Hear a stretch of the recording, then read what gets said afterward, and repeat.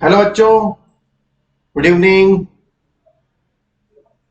चलिए, तो हम लोग स्टार्ट करते हैं बेटा। आज हम लोग स्टार्ट करने वाले हैं न्यू चैप्टर्स। चैप्टर्स का नाम है एटम्स एंड मॉलिक्यूल्स। क्या नाम है बेटा चैप्टर्स का? Atoms and molecules. ठीक है, तो क्या है एटम्स, क्या है मॉलिक्यूल्स, इस चैप्टर में हम करने वाले हैं बेटा डिस्कशन। बात समझ में आ गई? चलिए, तो कंटिन्यू करें। चलिए स्टार्ट करते हैं। तो सबसे पहले इस चैप्टर में हम बात करने वाले हैं इंट्रोडक्शन टू मैटर के बारे में। किसके बारे में? मैटर के इंट्रोडक्शन के बारे में। अब यार मैटर के इंट्रोडक्शन के बारे में बात की जाए तो यार मैटर तो अपन पढ़ के आ चुके हैं ना। फर्स्ट चैप्टर में मैटर के बारे में पढ़ चुके हैं, सेकेंड चैप्टर में भी मैटर के बारे में हमने पढ़ा है। तो सबको पता है कि मैटर क्या होता है, ये सब लोगों को बहुत अच्छे से पता है। फिर भी थोड़ा सा बेसिक इंट्रोडक्शन लेते हैं और फिर उससे आते हैं धीरे धीरे एटम्स की तरफ और आते हैं मॉलिक्यूल्स की तरफ। Getting this point? चलिए बेटा स्टार्ट करते हैं। चलिए, सबसे पहले हम बात करते हैं एटम्स एंड मॉलिक्यूल्स चैप्टर में कि if somehow we could go on dividing matter, we will get smaller and particles. Ultimately we will get the smallest particle of matter which cannot be divided any further. This smallest particle of matter will be atom. तो matter तो पहले chapter में सब लोगों ने अच्छे से पढ़ा है। मैटर क्या होता था? एनीथिंग विच ऑक्यूपाई स्पेस, मतलब वो सब चीजें जो स्पेस को ऑक्यूपाई कर रही है। जैसे भाई आप देख रहे हो, आपके सामने फोन है ना, आपके पास पेंसिल है, नोटबुक है, कोई भी चीज जो आप देख पा रहे, जो स्पेस को ऑक्यूपाई कर रहे हैं, उसके पास सफिशिएंट मास होना चाहिए। वो सब चीज क्या होती है? मैटर्स होती है। इसके बारे में अपन पहले चैप्टर में बहुत अच्छे से पढ़ चुके हैं। अब हम क्या बोल रहे हैं कि जो मैटर है, अब वो जो मैटर है भाई, वो बना है ना छोटे छोटे पार्टिकल से मिलकर बना है। भाई तुम्हें पता लगा, गुस्सा आ गया यार, उठाया किसी मैटर को फेंक देने का। अब जब मैटर को आप फेंक दे रहे हो गुस्से में, तो वो मैटर जो भी पार्टिकल्स रहेगा वो ब्रेक होगा। अरे होगा ब्रेक? बिल्कुल होगा। तो जब वो ब्रेक हो रहा है तो छोटे छोटे पार्टिकल्स बनेंगे क्या? बिल्कुल बनेंगे। एक ऐसी कंडीशन आ जाएगी कि उस पार्टिकल्स को आप फर्दर ब्रेक नहीं कर पा सकते, मतलब उस पार्टिकल को आप फर्दर ब्रेक नहीं कर सकते।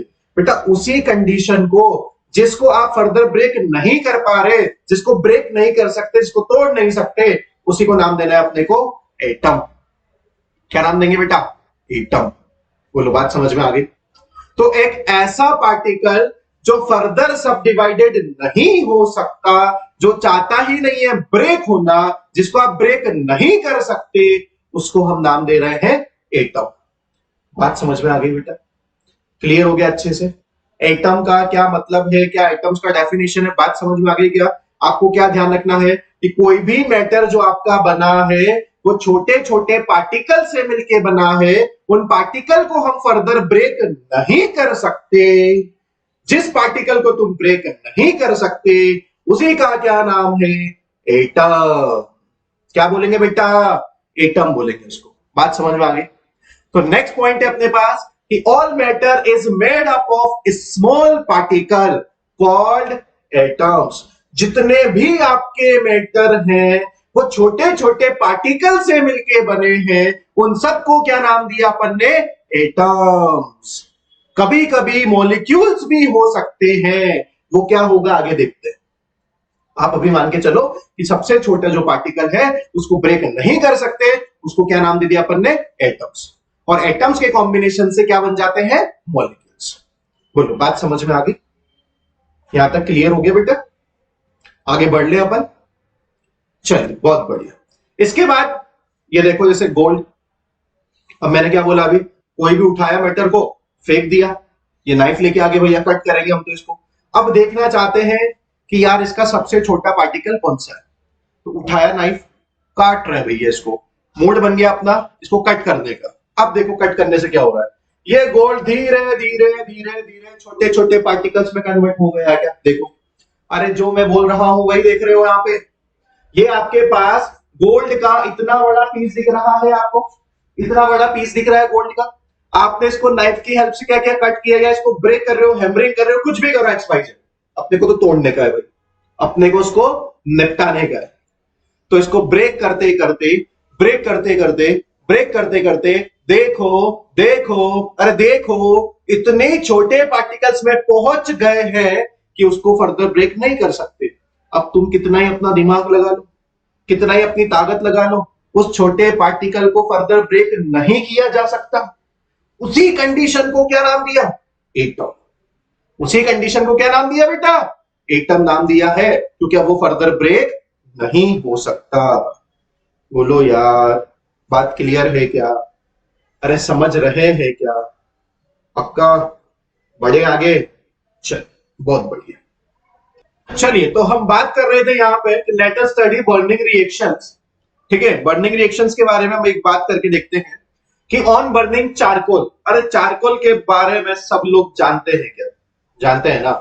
तो on burning charcoal it leaves ash at the and.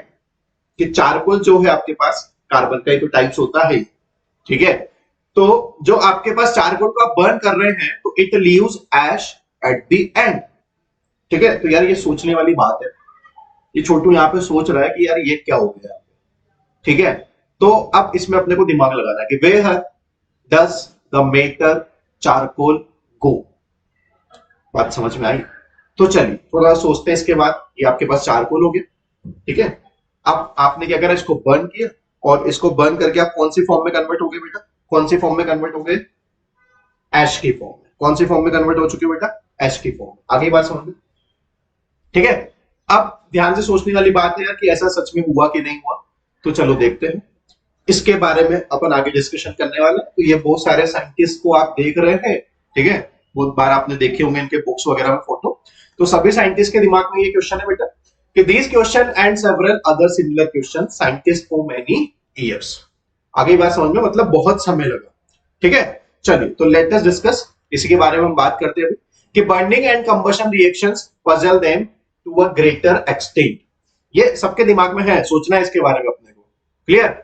चलिए, तो पहले हम बात कर लेते हैं किसके बारे में? लॉ ऑफ केमिकल कॉम्बिनेशंस के बारे में, लॉ ऑफ कंजर्वेशन ऑफ मास के बारे में देख लेते हैं कि ऐसा हो रहा है क्या कि यार पहले जो चारकोल था वो एश में कन्वर्ट हो गया, तो मास कन्वर्ट हो रहा है कि नहीं हो रहा है, कंजर्वेशन ऑफ मास कैसे लग रहा है, लॉ ऑफ केमिकल कॉम्बिनेशन क्या है, इसके बारे में अपन बात करते हैं। चलिए, तो सबसे पहले हम बात करते हैं कि लवॉइसियर साइंटिस्ट है, studied combustion reaction in details.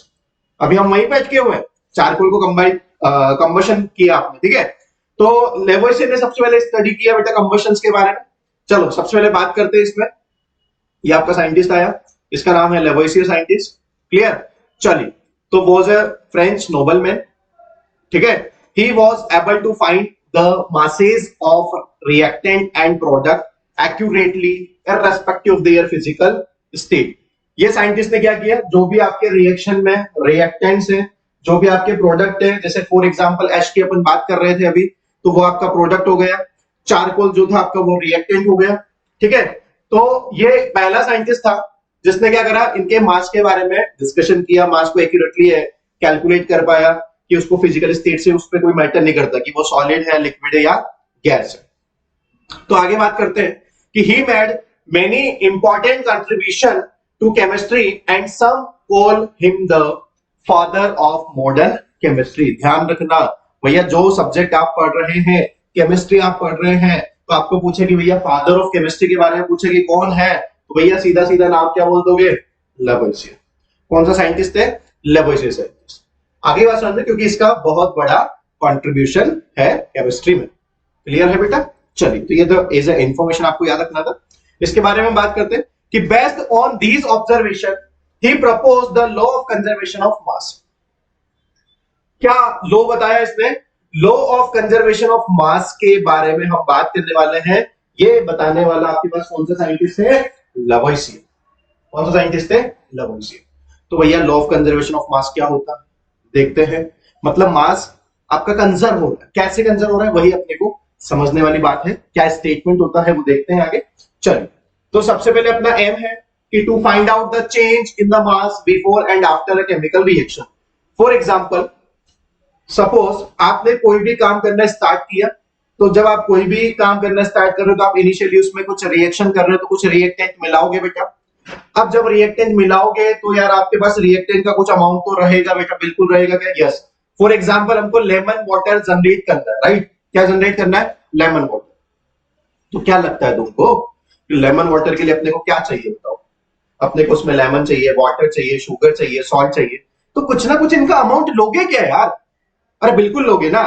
तो यार जो भी अमाउंट आप ले रहे हैं किसी भी चीज का, उसका एक मेजरमेंट ले लेते हैं, इनका वेट कैलकुलेट कर लेते हैं। आगे बात समझ में? अब मैंने माना कि जब इन सबको मैंने मिक्स किया तो मैंने उसका वेट ले लिया बेटा 100 ग्राम है। कितना ग्राम है? 100 ग्राम। तो जब आपने इनिशियली सारा अमाउंट इंडिविजुअल लिया तो कितना मिला आपको? 100 ग्राम टोटल वेट। जब आपने मिक्सिंग करी तो आपके पास अब ये सारी चीजें मिक्सअप होके आपको कन्वर्ट होके मिलेगा लेमन वाटर। लेमन वाटर मिलेगा। तो हम देख रहे हैं यार उसका मास भी 100 ग्राम। आपने इनिशियल भी 100 लिया और बाद में भी 100 मिला। इसका मतलब क्या हो गया कि मास इनिशियल और मास बिफोर द रिएक्शन और मास आफ्टर द रिएक्शन, मतलब इनिशियल मास और बाद का मास दोनों क्या हो गए भैया? सेम। इसी को बोल रहे हैं हम law of conservation of mass. तो वो चेक करना है, ये हमारा एम है, to find out the change in the mass before and after a chemical reaction. हमने क्या करा? केमिकल रिएक्शन के पहले भी मास चेक कर लिया, केमिकल रिएक्शन के भी बाद मास चेक कर लिया। केमिकल रिएक्शन के पहले क्या रहेगा? रिएक्टेंट, और केमिकल रिएक्शन होने के बाद क्या रहेगा? प्रोडक्ट। दोनों का मास चेक कर लो, सेम दिखेगा। इसका मतलब मास क्या है? कंजर्व। देखते हैं, देखो। तो मटेरियल्स रिक्वायर्ड, जैसे अपन ने लिया बेरियम क्लोराइड, थोड़ी केमिस्ट्री की बात करते हैं। फिर लिया अपन ने सोडियम सल्फेट और साथ में ले रहे हैं डिस्टिल वाटर। ये डाल दे रहे हैं अपन किसमें? कॉनिकल फ्लास्क में, स्मॉल टेस्ट ट्यूब में, रबर कॉर्क। ठीक है, ये आपके पास मटेरियल रिक्वायरमेंट है इनिशियली। स्प्रिंग यहां पे ले लिया अपन ने, बैलेंस। ठीक है, रिटोर्ट स्टेन, और क्या आ गया भैया? थ्रेड। ये सारे इनिशियली आपको मटेरियल्स रिक्वायर्ड हो गए। बेरियम क्लोराइड जो आपका रिएक्टेंट होगा, सोडियम सल्फेट आपका रिएक्टेंट है, डिस्टिल वाटर की रिक्वायरमेंट है, कॉनिकल फ्लास्क में स्मॉल टेस्ट ट्यूब चाहिए, रबर कॉर्क चाहिए, स्प्रिंग बैलेंस चाहिए, रिटोर्ट स्टेन चाहिए, थ्रेड चाहिए। समझ गए? उसके बाद अपन क्या कर रहे हैं भैया? प्रोसीजर। तो प्रोसीजर ये है कि prepare a solution of barium chloride by dissolving barium chloride in distilled water in a 250 ml conical flask। आप क्या कर रहे हैं? एक सॉल्यूशन प्रिपेयर कर रहे हैं। ठीक है, आगे बात समझ में? चलिए, तो ये है आपका बेरियम क्लोराइड, व्हाइट कलर का पाउडर है। ठीक है, अब हम क्या कर रहे हैं भैया? एक फ्लास्क ले रहे हैं। क्या ले रहे हैं यहाँ पे? फ्लास्क। ठीक है, कॉनिकल फ्लास्क, जिसमें अपन ने कितना वाटर ले लिया बेटा? 100 ml। आगे बात समझ में? अब आप क्या कर रहे हैं? इसमें बेरियम क्लोराइड को ऐड कर रहे हैं। जैसे बेरियम क्लोराइड को ऐड किया तो आपको यहां पे क्या दिखेगा भैया? क्या दिख रहा है कि आप कॉनिकल फ्लास्क में जैसे ही शिफ्ट किए, डिस्टिल वाटर उसमें डाल दिए, तो अब आपका रिएक्शन होना स्टार्ट होगा। क्या वो मिक्स हो गया? तो आपके पास एक सॉल्यूशन जनरेट हो गया। तो किसका सॉल्यूशन बनाया अपन ने? Solution of barium chloride bye dissolving barium chloride in distilled water in a 250 ml conical flask. बात समझ में आ गई? बेरियम फ्लोराइड को अपन ने किसके साथ मिक्स किया बेटा? डिस्टिल्ड वाटर के साथ, और एक सॉल्यूशन बना लिया, उसका नाम दिया बेरियम क्लोराइड सॉल्यूशन। समझ गए बेटा? चलिए आगे देखते हैं। अब यहां पे क्या होगा कि take some solution of barium chloride in a small test tube from the above prepared solution. तो यहां पे हमने क्या करा? ये बेरियम क्लोराइड सॉल्यूशन है आपके पास। ठीक है, इसको अपन ने शिफ्ट कर दिया टेस्ट ट्यूब में। ठीक है, next, prepare the sodium sulphate solution bye dissolving sodium sulphate in water in another conical flask. एक और कॉनिकल फ्लास्क लेके आए, आपने क्या करा भैया? सोडियम सल्फेट लिया, उसका सॉल्यूशन बनाना है, उसको फिर से डिसॉल्व कर देते हैं वाटर के अंदर, और आपके पास जो अब सॉल्यूशन बनेगा वो किसका बनेगा बेटा? सोडियम सल्फेट का सॉल्यूशन। ये सोडियम सल्फेट है, सोडियम सल्फेट को भी ले लेते हैं बेटा किसके अंदर? कॉनिकल फ्लास्क के अंदर। ये डाल दिया यहाँ पे क्या अपन ने? सोडियम सल्फेट, और इसको अपन ने क्या करा? वाटर को ऐड कर देते हैं। ये आपके पास एक सॉल्यूशन यहाँ पे बनके तैयार हो जाएगा। आगे बात समझ लो। नेक्स्ट प्रोसीजर है अपना कि hang the test tube containing of barium chloride solution in the conical flask containing sodium sulfate solution carefully without mixing the sodium, so without mixing the solution, close the flask with the cork। ठीक है, ये काम अपने को करना है। Hang कर देते हैं टेस्ट ट्यूब पे। ठीक है, तो देखो ये यहां पे लगाते हैं बेटा, ये समझने वाली बात है सिंपल। ठीक है, अपन ने यहाँ पे टेस्ट ट्यूब पे इसको हैंग करके रख दिया। ठीक है, उसके बाद क्या कर रहे हैं कि weigh the flask with its contents carefully using spring balance. हम क्या कर रहे हैं भैया, उसका वेट कैलकुलेट करना चाहते हैं, क्योंकि हमें लॉ ऑफ कंजर्वेशन ऑफ मास करना है। हम देखने वाले हैं कि पहले का मास कितना है। आगे बात समझ में। चलिए, तो यहां से अपन क्या करते हैं कि now tilt and swell the flask so that the two solution mix. अब आप क्या कर रहे हैं, दो सॉल्यूशन को मिक्स कर रहे हैं। ठीक है, क्लियर है बेटा। चलिए,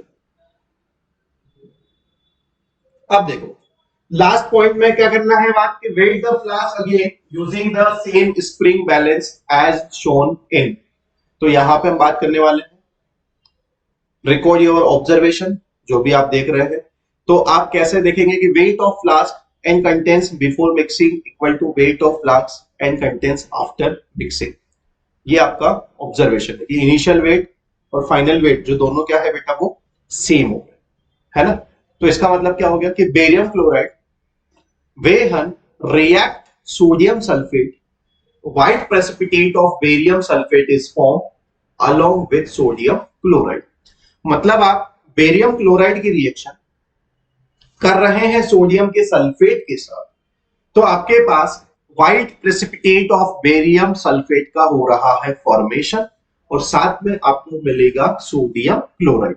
बात समझ में आ गई बेटा, क्लियर है।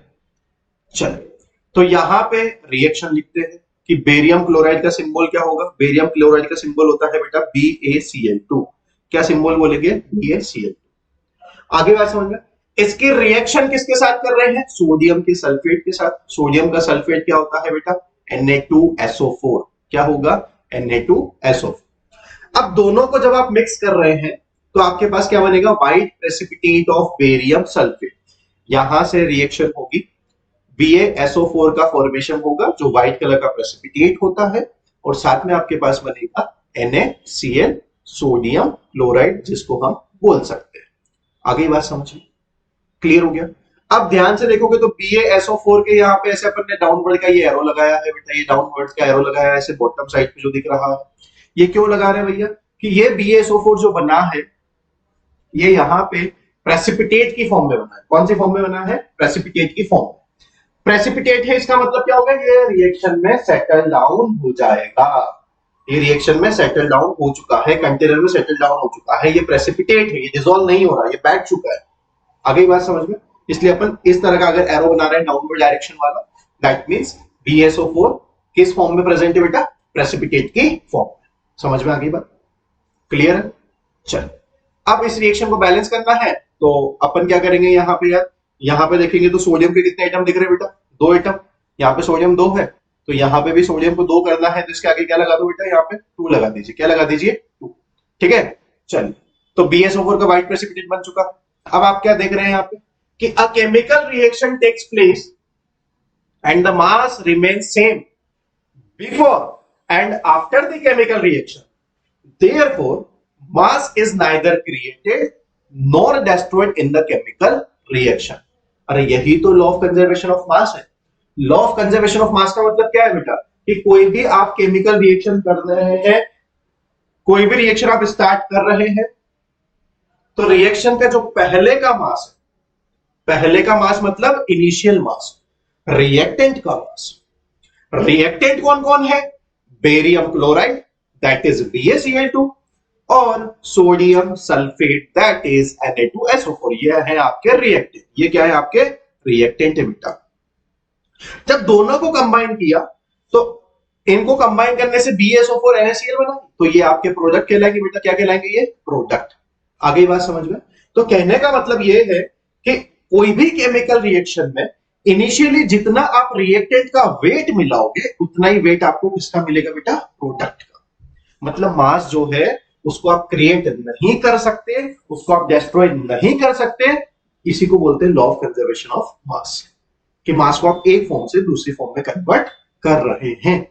बात समझ में आ गई भाई। ऐसा चमत्कार थोड़ी ना होगा कि आप 100 ग्राम रिएक्टेंट मिलाओ आपको 200 ग्राम प्रोडक्ट मिल जाए। भाई इतना प्रॉफिटेबल तो बिजनेस नहीं हो सकता। आ गई बात समझ में, क्लियर हो गई बात, लिखा सबने स्टेटमेंट। चलो, तो the chemical reaction taking place in the वो experiment can be written as, उसको हम क्या बोल सकते हैं, बेरियम क्लोराइड सॉल्यूशन है, उसकी रिएक्शन कर रहे हैं सोडियम सल्फेट के साथ, जो अपन ने इक्वेशन सिंबॉलिक फॉर्म में लिखा, आपको बनके तैयार हो गया बेरियम सल्फेट, जो व्हाइट कलर का प्रेसिपिटेट होता है, सॉलिड फॉर्म में होता है, पाउडर की फॉर्म में होगा थोड़ा, और आपके पास बन गया सोडियम क्लोराइड सॉल्यूशन। ठीक है, तो in an experiment to verify the law of conservation of mass the following data was obtain, है ना, डेटा से भी आप चेक कर सकते हैं। Law of conservation of mass का मतलब हो गया इनिशियल जो मास रहेगा वही मास आपका फाइनल भी है। तो मास ऑफ बेरियम क्लोराइड टेकन 20.8 ग्राम। एक ऑब्जर्वेशन ले लेते हैं बेटा कि जो अपन BaCl2 मिला रहे हैं वो कितना ले रहे हैं, 20.8 gram. Mass of solution sulphate taken 14.2 gram. तो यार mass of barium sulphate form जो बनेगा वो 23.3 ग्राम होगा, और mass of sodium chloride form जो होगा वो 11.7 ग्राम होगा। आगे बात समझ। अब आप इनिशियल मास और फाइनल मास, मतलब इनिशियल मतलब जो रिएक्टेंट का मास है, फाइनल मतलब जो प्रोडक्ट का मास है, उसका आप समेशन करके देखेंगे तो वो आपको सेम दिखेगा बेटा।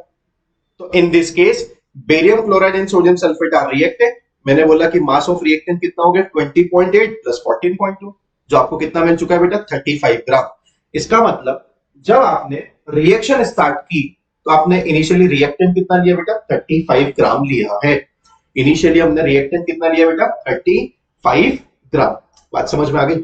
उसके बाद here barium sulphate and sodium chloride are product. अब प्रोडक्ट कितना बना, ये 23.3 ग्राम बना, 11.7 ग्राम बना, दोनों का समेशन करे तो 35 ग्राम मिला।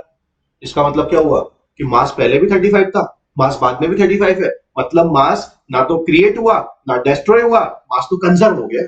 इनिशियल मास इक्वल टू क्या हो गया, फाइनल मास। तो कोई भी केमिकल रिएक्शन आप स्टार्ट कर रहे हैं तो उसमें जितना मास आप इनिशियली लेंगे उतना ही आपको प्रोडक्ट का मास मिलेगा। इसी को बोलते हैं law of conservation of mass. तो लो बात समझ में आ गई बेटा, अरे क्लियर हो गया अच्छे से, बताओ यार। तो since the total mass of product 35 gram in this chemical reaction is equal to the total mass of reactant, therefore the given data verify the law of conservation of mass।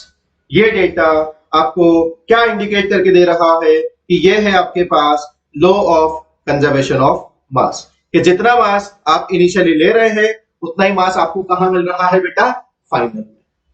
बोलो जल्दी से बताओ, समझ में आया? जल्दी से कंफर्म करो समझ में आया।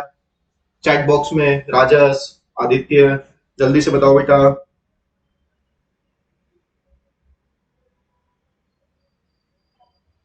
क्लियर है?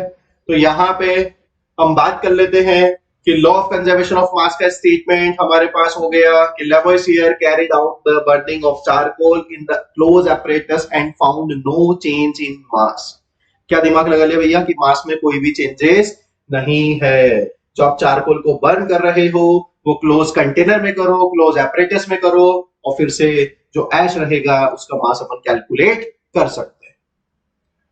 आगे बात समझ में। तो Lavoisier on the basis of his experiment he proposed the law of conservation of mass, कि it states that matter is neither created nor destroyed during a chemical reaction, कि आप कोई भी केमिकल रिएक्शन में मैटर को create और destroy नहीं कर सकते हो, एक फॉर्म से दूसरी फॉर्म में कन्वर्ट कर सकते हो, रिएक्टेंट को प्रोडक्ट में कन्वर्ट कर सकते हो।